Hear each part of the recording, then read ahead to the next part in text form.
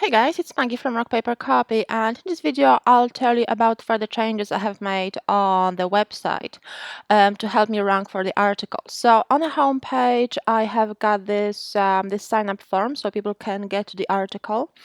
So they can leave a name and email address. Obviously it helps me generate leads, and the title says get 42 Shopify SEO hacks. So Shopify SEO is my target keyword. Shopify SEO hacks I added obviously as an incentive and free as well. But what I did, I changed the title of the posts to read Shopify SEO tips because it ranks better than Shopify SEO hacks. So I have adjusted the article titles a little bit further, and I have added